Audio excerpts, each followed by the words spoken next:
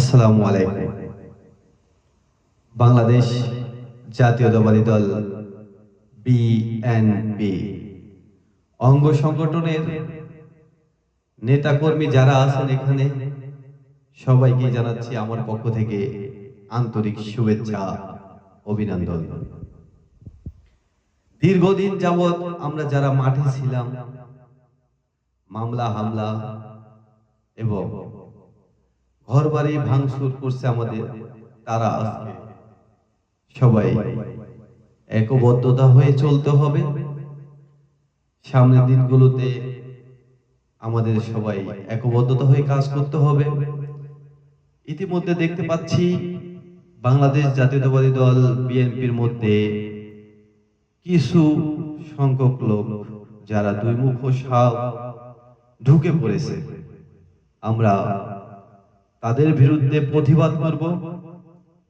যারা আমাদের নেতাকর্মী আওয়ামী লীগের লোকের সাথে মিলে একসাথে বাংলাদেশের মধ্যে অরাজকতার সৃষ্টি করতেছে, তাদের বিরুদ্ধেও আমাদের রুখে দাঁড়াতে হবে।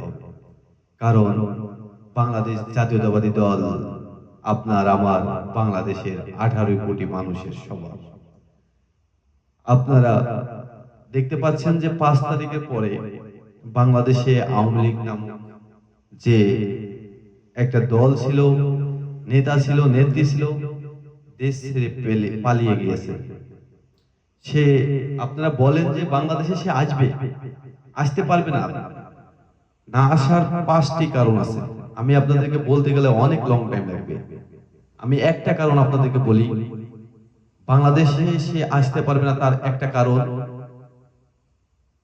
সর্বপ্রথম গণহত্যা। গণহত্যার মামলাটি আন্তর্জাতিক মহলে চলতেছে, সে আসতে পারবে না। আপনারা ফালতু হুঙ্কার দিয়ে না যে আজকে আসবো, কালকে আসবো, 5 দিন পরে আসবো, এটা সম্পূর্ণ মিথ্যা কথা। 2 নম্বর একটা কারণ বলি, বাংলাদেশে যদি এই অবৈধ prime minister Hasina, mother of mafia, তার যদি বাংলাদেশে আসতে হয়, এর মধ্যেও একটা কারণ আছে। যদি আসতে পারবে, যদি সে বাংলাদেশের পিলখানা হত্যা মামলাটা যখন কোর্টে উঠবে, তার এই মামলায় কিন্তু সাজা হবে, সে ভয়েও আসবে না। আপনারা যারা আওয়ামী লীগ করছেন তাদেরকেও বলি, তার ফ্যামিলির সবাইকে কিন্তু